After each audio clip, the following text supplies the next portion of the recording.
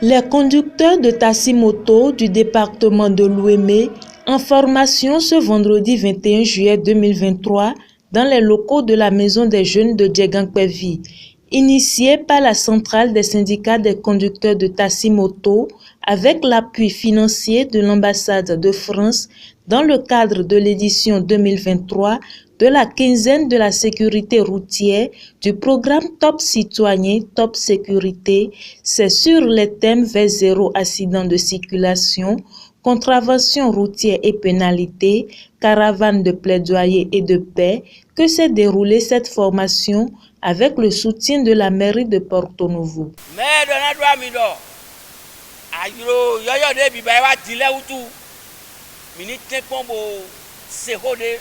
Sécurité routière si mêlée au didonami. Et même il y en a c'est bon. Il y en a so izan. Oh de. Ayiro nodo. Ou un neze da ayiro dirole. Puis les ti mi amo mi ogbande, mi ogba nu kwa tono le to plein. Et hold off na webi. Et là ni mi ti nya ve le mi do anote. Ni mi wa mamu le mi do na ayiwe. Ayiro to mi mo mi. Otofo mi ton le bisi. Mi eso a se ho eton. Fiero, stop de milano te filo. Si era 50, mi madroise de 50 bou. A patako de no se doit yo dire ma inflé ma yi a tonu ye do zero plein. O kodo a patako ne côté. E ka vivi na mi. Do mais e ni wana sécurité routière si ho tang. Mi jale mi ho kwa lo kone na mi. Wa we so egbe. Ko ya do sécurité routière si ho to benedi. On a eu ville, laissez une co, il y a eu un bon tantanawe. Il y a des bails là, bon titan, ni et jogba. Il y a un zemi-gano. A tchema kain quelqu'un autour. Et ça, on a comment un zemi-gano. Quand il y a un zemi-gano, il y a raison. Minimum indiqué ni joblo, où est-ce qu'on va midofi. Les cadres techniques du Centre national de la sécurité routière, mobilisés pour l'initiative, ont eu à former ces conducteurs de taxi-moto qui ont massivement effectué le déplacement. Nous avons démarré la séance en exposant d'abord les erreurs des conducteurs de taxi-moto.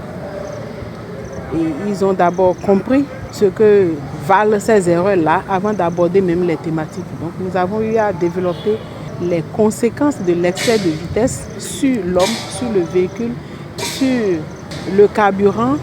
Nous avons développé les fonctions du casque. Pourquoi porter le casque? Parce que nous avons remarqué que beaucoup n'aiment pas porter le casque et on porte le casque pour les policiers. Donc, on a mis tout au clair aujourd'hui pour qu'ils comprennent les raisons pour lesquelles ils doivent porter le casque.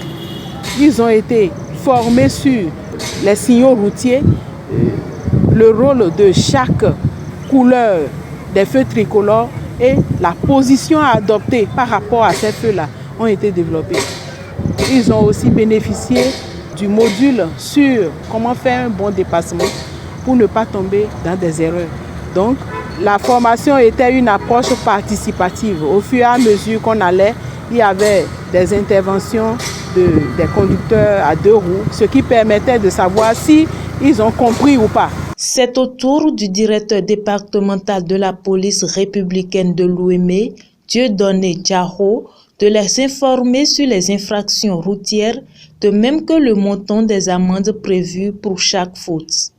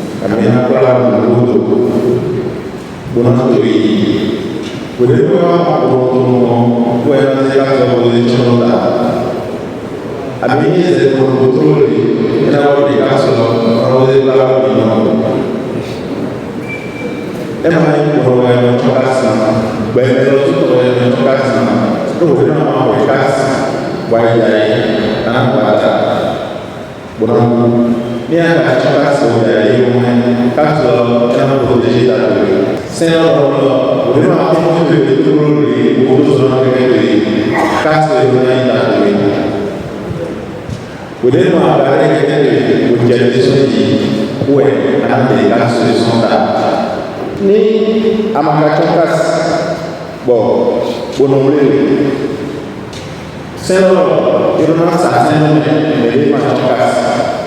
Mede no kuno tunu kuno de kase so kuno cho seno kuno sa de mede ma chokaka de kuno mede wa de kuno boze o wade wa wa seno kuno e ba de ma chokas. Donc au sein de même quand on est et on a des points à commencer par ou un aquao ou un carreau seulement on y est le portable et un autre en ligne à la bloc on y est sous bodo quelqu'un a pour pas on y va pour pas on va sous fourrière on a sous casse des quelqu'un là pour pas mettre quoi pour manger on a d'autres là bon, et nous protéger la population. Donc, elle m'a dit il m'a choqué, elle a dit pour nous la matin, et tout bien protéger, tout vivre, tout bien protéger. Ni à zéro, jamais à oui. Le bodo, c'est le, et non, le boy qui est là, pour moi, soit quoi, ou à ce moment, on a voir sous fourrière, il est notre casse en l'eau. Mais là, notre pays, pour notre bidon, pour nos téléphones, pour notre phone, pour nos dialogues, pour nos bidons. Ni à Maïmo, c'est le annonce à Beau. Ouais, on sait vraiment. Mais là, notre pays, bien, le téléphone, notre casse, la boule, pour ce phone. 5 bêtes, parce que on a votre téléphone, on a pas moi, donc, il y a un emploi pour vous, à votre part, pour avoir sous fourrière, pour ne pas me le payer peut-être. Et on va dire là, pour un ami, fidèle, il me dit, moi, je suis il m'a dit, fidèle, il m'a dit, attends, pour tout limiter à l'heure, pour vous dire, pour vous adoucir, pour que vous ayez quelqu'un dans l'enfant. Et ça, mais quand même, on a Isaac, pour vous dire, pour vous dire, na mama no sen bese mai bena ni amai mo lo sule anansu apoaton polo to azon aba azu kono e mai ten no jere ewure bo ewure we an sengana soaton seme wete polo ne to azon aba azu e mai ten no jere ba azu bo ewure we bo ewure na ko mi an sengana soaton. Le secrétaire général du CECICOTAM Bénin revient sur la quintessence de cette formation. Aujourd'hui, vous avez les étudiants des 9 communes qui composent le département de l'Ouémé. Ils sont tous là. Ils ont suivi les formations. Le CNSR était là. Ils ont délivré les formations. La police républicaine était là. Le directeur même était là. Tout a été dit. Donc, ils ont travaillé sur les thèmes retenus. Et je pense qu'aujourd'hui, les étudiants ont compris qu'il fallait cette séance. Il fallait cette séance parce qu'ils avaient beaucoup d'incompréhension, il y avait beaucoup de non-dits sur les routes avec les étudiants et la police. Aujourd'hui, ils ont compris et je pense qu'avec cette formation que nous venons de faire, il y aura plus de discipline sur les routes. Je voudrais spécialement remercier le maire qui s'est plié en quatre pour que cette formation ait lieu. Remercier de plus l'ambassade de France, remercier le directeur du Centre national de la sécurité routière et son équipe.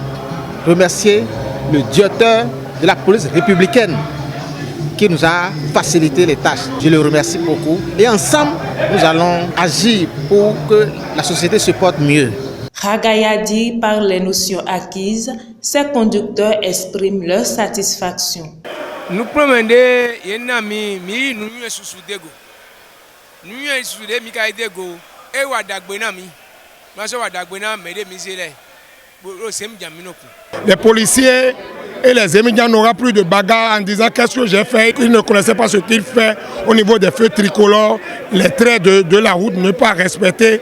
Maintenant, ils sachent maintenant leur erreur et ce qu'ils ne peuvent plus faire au niveau des feux tricolores. Ceux qui ne sont pas là maintenant, à nous, ceux qui ont eu les formations maintenant, de les sensibiliser fort pour que ça aille mieux. Au terme de la séance de formation et de sensibilisation, des tenues sur lesquelles sont imprimés des messages de sensibilisation ont été distribués aux conducteurs de taxi-moto.